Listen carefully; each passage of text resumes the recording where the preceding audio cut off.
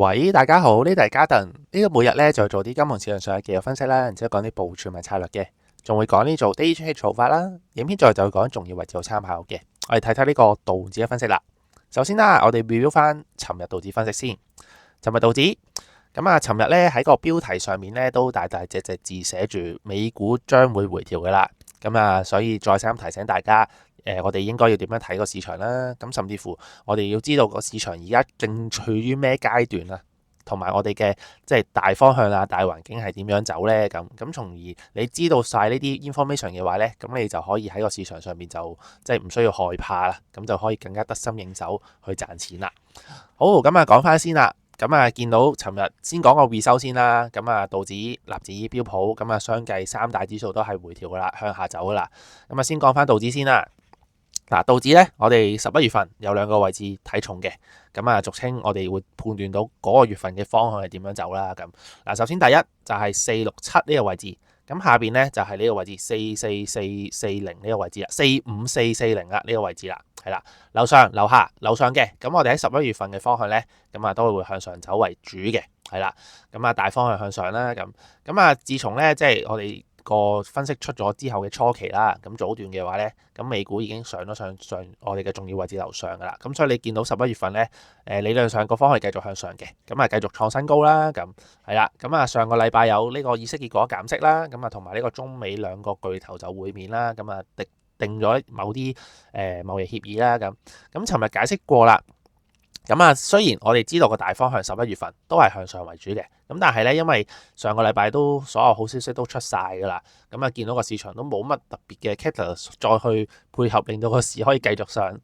甚至乎我哋有啲價格走勢咧，喺上個禮拜睇到出嚟有少少端倪啦，認為佢都會有機會可能會回翻一段落去下邊嘅，係啦。所以尋日就睇，即係唔好話尋日啦，其實上個星期五已經講咗俾大家聽啦，即係 exactly 係呢一日，係啦，10月31號同大家講，咦，美股即將有機會會做一個回調喎，但係唔係口講就得噶嘛，我哋有個確定嘅位置啊嘛，即係有啲確定嘅信號啦，俗稱，即係個市場先至係正確嘅，即係唔係話我吹到話，今日會回調噶啦，就會回調啊嘛，我哋有啲係確定嘅嘢噶嘛，確定嘅嘢咧，我哋就係睇住個重要位置啦，之前都解釋過俾大家聽啦，就係476呢個位置，如果佢一直喺476樓下嘅話，上到上面嘅。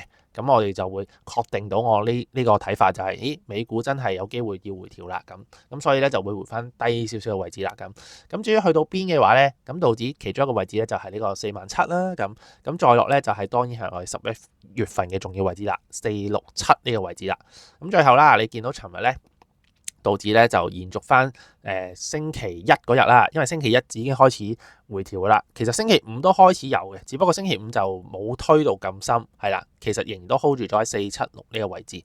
星期一咧就開始向下走啦，跟住星期二即係尋日啦就延續翻向翻下走啦。去到47000呢個位置就 hold 住咗，係啦。停咗喺度，就未去到最低呢個我哋最後11月份嘅防線467呢個位置，係啦，咁就停咗喺度啦。好，所以我哋嘅分析咧嘅方向啦、位置啦，亦都係繼續非常之準確啦。好，所以嚟緊道指可以點樣睇呢？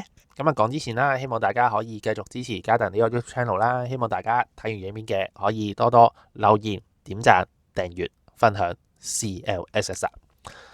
好，講翻道指先嗱。道指尋日就同大家講咗啦，我哋就會睇個美股有機會會回調一浸落去下面先啦。暫時嚟講咧，佢就真係回咗落嚟下邊啦。你話會唔會再回多少少落去嘅話咧？咁就好簡單啫。佢而家去到47000呢個位置停咗喺度嘛。如果我哋要再睇佢再回深少少嘅話咧，就係佢跌翻落47000樓下，係啦。所以咧，如果喺47000樓下嘅話咧，下邊咧我哋就會睇住呢個位置啦，467呢個位置啦。大家清楚知道先。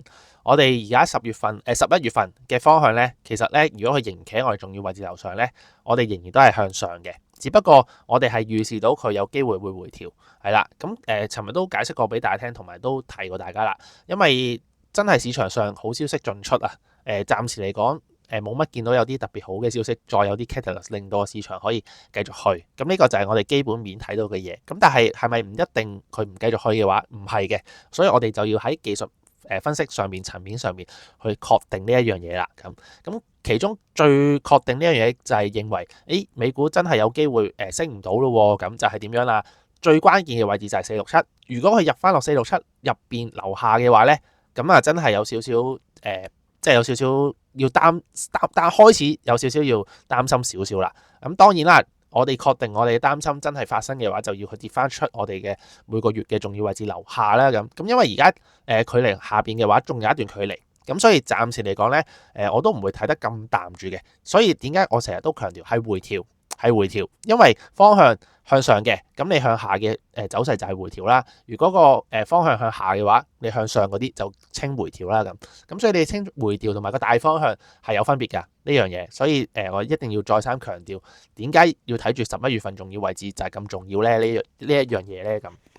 係啦，咁啊呢個就應該清楚解釋咗俾大家聽噶啦。咁至於而家短期少少嘅方向咧，咁我睇咧佢就有機會都可能會要再向下低翻少少嘅。咁但係47000當然就係一個位置啦。咁所以今日就要睇一睇佢能唔能夠喺47000樓下啦。咁如果喺樓下嘅話咧，我就有機會都係繼續揾呢啲沽出信號咧，就向下睇。咁下邊就當然睇到467啦。當我入翻落467樓下嘅話咧，咁啊先至再 further up 再進一步向下睇啦。咁而家暫時未住，咁所以我哋就唔講下邊啲位置先係啦。咁萬一今日喺47000 hold 住咗嘅話咧，咁啊有機會咧就可能會回翻高少少啦。咁係啦，咁暫時而家嘅位置咧，咁我上邊咧就可能俾多一個位置俾大家，就係大概473呢個位置係啦。咁如果佢挨近473嘅位置嘅話咧，如果做唔到即係上唔到上邊嘅話咧，咁有機會呢啲位置咧做到一啲即係 rejection 啊，一啲阻力啊，咁我都有機會咧可能會向翻下做嘅。咁當然都係47000呢個位置啦。咁佢上翻上473樓上嘅話咧，咁我就有機會咧就可能暫停啦。咁當然最好要上翻上476樓上，咁11月份咧先至有機會繼續破頂噶啦。咁所以大家就睇住我哋暫時而家呢個 stage 係啦。咁因為而家個 stage 咧，正正就同之前應該恒生指數啲影片都解釋過俾大家聽，大方向向上，但係可能而家短期嚟講咧，可能落緊樓梯級係啦。咁啊向緊下啦，俗稱咁即係代表個市場就未有咁快有共識住，即係有啲 contradiction 啊。咁所以其實而家情況下咧，就唔係一啲好好嘅進攻時間嚟嘅。就可能做啲防守會比較上好啲，係啦，即係成日都講你要了解到個市場個節奏啊、個脈搏啊、點樣去做啊，咩時候應該進攻，咩時候應該防守，咩時候應該出擊，甚至乎咩時候應該要避一避，係啦，咁大家要清楚知道每個階段嘅話咧，咁你喺個市場上邊咧先至會更加得心應手啦。好，咁啊呢個就係我哋道指嘅睇法啦。咁好快嚟睇睇我哋嘅納指先。好，咁啊見到納指啦，咁啊直接咧見到尋日就開始又係回調啦。咁之前都講過俾大家聽啦。咁啊先講翻我哋11月份嘅分析先。咁啊11月份有兩個位置啦，上邊我哋就會睇住25000呢個位置，下邊我哋就會睇住24240呢個位置。咁啊都一樣啦，樓上嘅方向11月份向上，樓下嘅方向11月份有機會向下走，係啦。咁啊都係嗰句啦。咁啊納指咧11月份。早段其實已經上咗上我哋重要位置樓上啦，所以你見到咧11月份初期啦，咁啊不斷創新高、破頂、係啦，咁啊都係上個禮拜啦。咁啊，家人都見到某少少嘅端倪啦，就認為咧美股星期五開始就有機會會回調噶啦，係啦，咁都係嗰句啦，基本面就係好消息真係進出啦，即係冇乜再有啲好消息去 support 個股市啦，咁但係技術面上邊嘅話咧，咁我哋就睇住啲重要位置啦。咁第一個位置就係26000呢個位置啦，咁再落嘅話咧就係呢個位置啦，259呢個位置啦。咁之前都提過大家嘅，一跌咗落259樓下嘅話咧，做買嘅真係可能需要去暫停一下先啦。咁最後啦，咁啊都係嗰句，星期一就開始即係星期一其實仍然咬住咗喺259呢個259呢個位置嘅，未開始跌。咁但係星期二咧就亞洲節就開始向翻下推啦。咁但係其實有啲端倪見到啊，佢上唔到去26000樓上嘅話咧，咁就真係確定到啦。咁最確定嘅位置就係259呢個位置，咁跌咗落樓下啦。咁尋日基本上咧。即係亞洲市、歐洲市其實已經推咗落去低少少位置啦。咁啊，下邊其中一個位置就係我哋之前講嘅一個 gap 啦，呢個回補翻呢個 gap 啦。咁但係嗰陣時咧就講話我哋下邊其實咧 technical 嚟講技術上嘅位置就係25170呢個位置，係啦。咁但係會唔會喺中途會停，會揾到一啲 support，再有啲價走勢去從而再發展呢？有機會嘅。咁但係咧最直接最 technical 嘅位置就係25170呢個位置。咁冇辦法啦，見到佢中間嘅話咧真係唔停啊！咁啊，直接就跌咗落去25170呢個位置啦。咁啊，應該係今日亞洲市就直接去到呢個位置就停咗喺度啦。咁係啦，咁所以我哋嘅分析啦、方向啦，咁啊都係繼續非常之準確啦，納指。咁啊，我哋捕捉嘅時機回調呢一個 timing 都係非常之好啦。咁啊，再有確定嘅位置去話埋俾大家聽，259呢個位置。好，咁啊，至於納指嚟講咧，暫時嚟講啦，咁我哋見到佢仍然都係11月份嘅重要位置樓上啦。咁係啦，咁究竟今朝會唔會真係回得深少少咧？咁當然第一個條件就係佢跌翻落25000樓下。咁如果跌翻落25000樓下嘅話咧，就真係要 alert 噶啦，好似道指咁樣。當佢真係要確定真係睇翻真係淡嘅話咧，就去翻24250呢個位置係啦嘅樓下。咁但係暫時而家都有一段距離啦，咁所以暫時大家都仍然有條件去望一望嘅。係啦，咁而家去到25170呢個位置啦，咁所以今日嚟講咧，咁首先第一啦，佢係好明顯落緊樓梯級噶啦，喺呢個短期嘅 moment，咁所以今日嚟講我都唔會特別去做買住啦，咁啊反而納指嘅話，因為上面都未有特別價格走勢發展到出嚟啊，係啦，因為可能見到嘅都未有特別住，咁所以今日納指嘅話咧，我就可能會等一等先，係啦，咁啊睇一睇會唔會發展到一啲價格走勢喺上面。如果做到一啲即係 resistance 阻力嘅話咧，咁我先至喺嗰啲位置咧同大家講，咁啊有機會喺嗰啲位置就向翻下做。咁當然今日啦，如果跌埋落25170樓下嘅話咧，咁啊直接咧就睇下邊嘅位置噶啦。咁下邊咧就係呢個位置25000，係啦，比較上近期我會睇重嘅位置，樓上定係樓下？樓下嘅，咁有機會就會延續呢一個跌勢，呢個淡勢繼續落噶啦。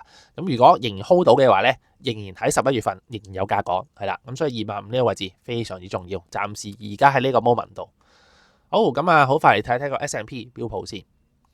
S&P 標普咧，咁啊都係一樣啦。先講我哋11月份嘅分析先。咁啊，都係兩個位置啦。咁啊，上邊就係6725呢個位置，下邊咧就係呢個位置啦，6550樓上嘅。咁我哋方向咧繼續有機會向上走嘅。我哋11月份係啦。咁啊，樓下嘅，咁啊，當然咧11月份咧我哋就會向下走啦。咁啊，今個月嘅分析咧都係啦。S&P 喺早期初段嘅話咧，咁啊已經上咗上去重要位置樓上噶啦。咁啊都係一樣啦。咁啊不斷創新高，不斷破頂。咁啊去到上個星期嘅話咧，星期五啊，咁嘉頓都同大家講，咁啊有機會美股需要回調啦。咁啊就係呢個位置6879，我哋確定就係呢個位置啦。之前都講過俾大家聽噶啦。如果一跌翻落6879樓下咧，6880啦至6879啦，咁我哋做買嘅話咧，有機會要暫停一下，要睇一睇有冇機會喺下邊啲位置再睇，係啦。咁最後啦，咁你見到其實星期五嗰日啦，已經開始回咗樓下噶啦 S&P。跟住星期一嗰日咧，星期五就應該呢日係啦。咁啊星期四嗰日咧就開始回咗。咁星期五嗰日就嘉頓提大家啦，美股需要回調啦。咁尋日嚟講咧，星期日咧咁啊繼續向下走啦。咁係啦，咁啊去到比較上低少少嘅位置。係啦，咁啊，跟住之後咧，我哋下邊其實有個位置就係6756啦，呢個位置啦，咁尋日就 hold 住咗嘅，咁但係今日亞洲市咧就直接就跌埋落下邊我哋嘅睇重嘅位置，11月份6725呢個位置啦。好，咁啊，所以 S&P 而家啦，暫時嚟講啦，咁啊同道指、納指一樣嘅，咁我就睇住6725呢個位置啦。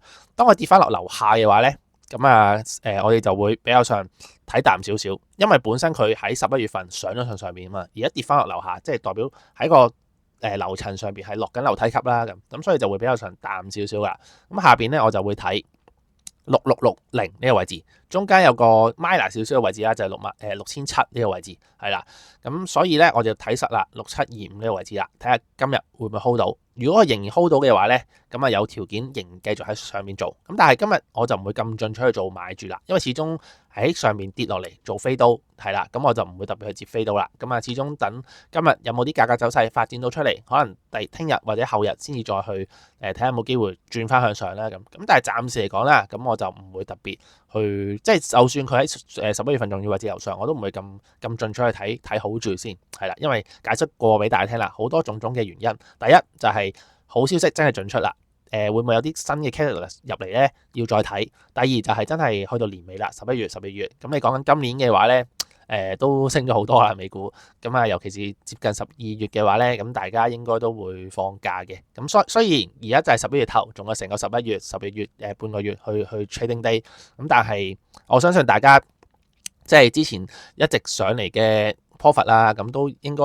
有啲倉位可能會需要部署下，可能會平下倉聽下 profit 都會有嘅，係啦。咁所以就要再睇啦。咁所以 S&P 就睇住6725，究竟佢仍然有機會繼續咬住，繼續向上走咧？咁就係呢個位置啦。好，咁啊，三大指數美股分析就係咁啦。咁希望可以幫到大家啦，同埋希望大家記得留言、點讚、訂閱、分享 CLSS。今日係咁多，之後再見。